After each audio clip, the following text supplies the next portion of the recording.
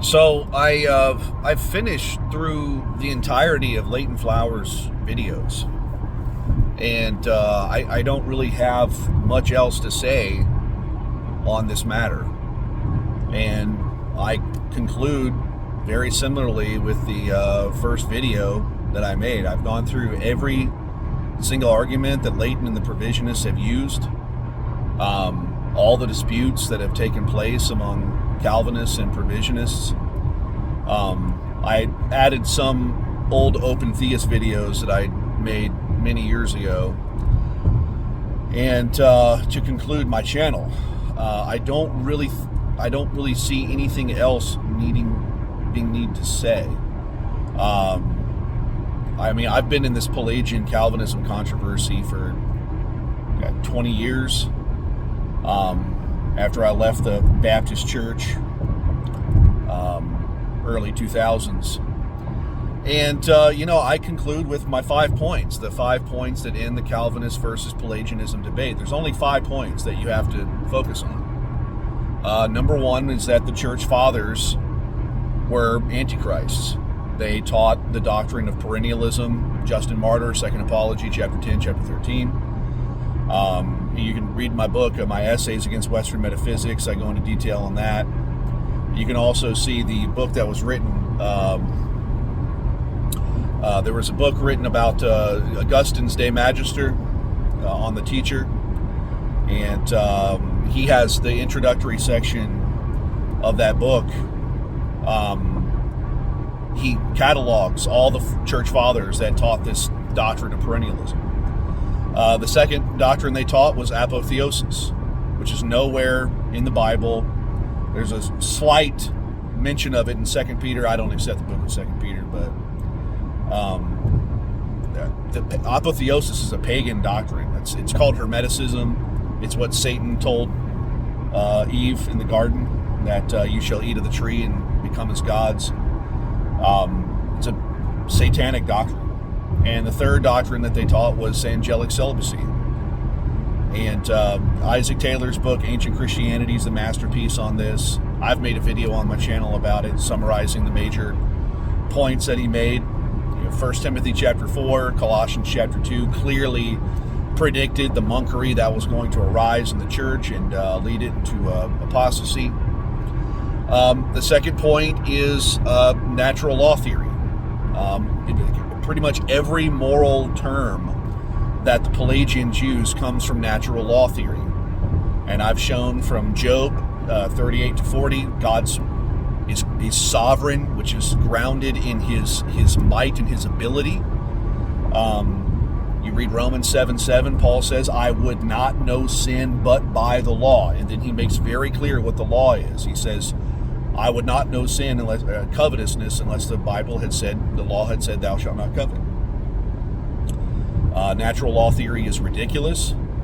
There are just countless examples of just arbitrary statutes that are in the Bible. The prohibition of incest, when incest was natural practice for 2,000 years, the wearing of clothes, blood atonement, just dozens of things that ostriches are unclean. This is not natural law theory that you have in the Bible. It is a forensic law system. Number 3, the doctrine of eternal conscious torment in hell is completely unscriptural doctrine. Again, Edward Fudge's work, The Fire That Consumes, is the masterpiece on this issue. Chris Date has done good debates on this matter. I reject the doctrine of eternal conscious torment. That's probably one of the biggest, that's probably, emotionally speaking, the most important issue. Number 4 is that fairness and justice do not mean equality of opportunity. Nowhere in the Bible will you read that that God affords men equality of opportunity. When fairness or justice are mentioned in the Bible, it is clearly talking about the fact that God requires that all people be punished for their sins. That's it. It doesn't mean anything else than that. No matter what your status is in society, whether you're native, foreign, male, female, high status, low status, Everyone is equal before the law, and meaning equally punishable. It does not mean equality of opportunity. Never. And number 5 is the doctrine of omnipresence, which is a pantheistic doctrine. The Bible makes very clear that the earth is flat, which is the definition of general revelation. So Pelagians cannot refer to general revelation. When you read Romans 10, 16 to 18, it's quoting Psalm 19. Psalm 19 is explicitly affirming the flat earth as the definition of general revelation. So they can't appeal to general revelation. And because God has a sanctuary above this firmament, he's not omnipresent. And omnipresence completely precludes causality, moral accountability. If God's literally everywhere, then he's everything. And then no one can be blamed for anything that they've done, ever. Omnipresence is impossible on any, not only a biblical worldview, but just trying to hold people accountable to anything. It's ridiculous. So, and picking off the flat earth and the general revelation point, unless these guys want to say the earth is flat and God's concrete in his existence, which none of them do, then they can't have an answer for those who have never heard. Those who have never heard the gospel. And this is a video I just made yesterday. The countless millions of people that have lived on this earth that have never had biblical revelation, never enjoyed biblical revelation. That's not equality of opportunity. And God, it clearly shows that God does not desire the salvation of everyone.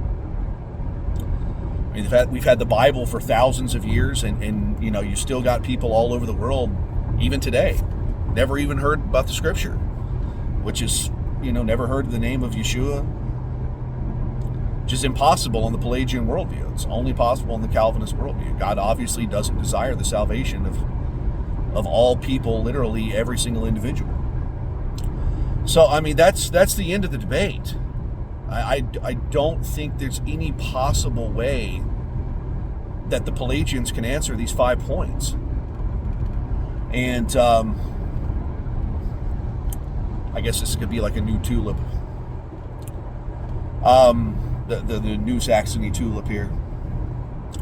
So that's the end of my channel. I don't really see anything else I need to do here. On the Calvinism Provisionism channel. So if you have anyone who wants to debate me, which I know nobody's going to want to, you know, people, oh, but you're a flat earther. Yeah, Martin Luther and John Calvin were flat earthers. Genesis commentary by Martin Luther, chapter 1, on his commentary. Go to Calvin's Institutes, book 1, chapter 5, section 13. He's railing against Plato's globe theory. They were flat earthers, dude. I mean, I'm representing historic Calvinism. And you know, Henry Beveridge and these scumbags mistranslated deliberately Calvin's Institutes from the Latin into English. And wherever the word Calvin would use the word world, Henry Beveridge, in his satanic dishonesty, put in the word globe. It's disgusting. So, yeah, I mean, this is it. I mean, if no one wants to debate, which they're not going to want to because they know they're going to lose, but either that, they're just going to appeal to some kind of incredulity. They'll just appeal to incredulity. Oh, your position's just crazy. Martin Luther and John Calvin were flat earthers, dude. Sorry. And you can't refute what I'm saying. And you know, what's going to happen is what normally happens. They're just going to try to beat me in the not by arguments, but by trying to just censor the channel, shadow ban it, tell everyone I'm crazy, because they know they can't defeat my arguments. So this is Southern Israelite signing off. The Pelagianism channel, Pelagianism issue is closed. Provisionist. That's the new version of Pelagianism. I mean, I've already dealt with all the other ones in my book. In my book, Examination of Pelagianism and Open Theism. It's an over 500-page book, 10-point font, single-spaced. It mostly deals with open theism in that one. So, yeah, this is the Southern Israelite signing off.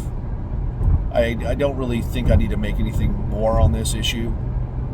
So, I guess I'll do...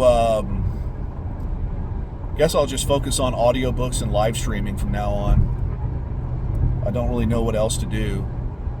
People want me to do like news and political analysis and stuff. I may get into that.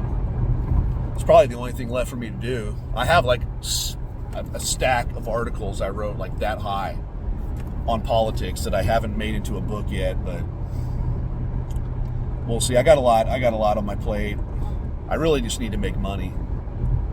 I really just need to make a lot of money. The USCIS has taken my family, my wife and my son from me for 3 years, destroyed my life savings. But that's what happens when you tell the truth in 2025. Really just the 21st century in general. But, you know, it's all throughout Western history. Anyone who actually has a challenge to Western philosophy get either killed or shadow banned. That's what happened to Hippasus back in the ancient world. They threw him off the side of a boat because he had refuted Western metaphysics. So this is Southern Israelite signing off. Hope you enjoyed my channel. I'll keep it up. It's free. It's a ton of information. I got another book just from the scripts that I wrote for that channel. So I think I'm done with this issue forever. Don't see any other reason to get involved with this. So this is Southern Israelite signing off. Peace.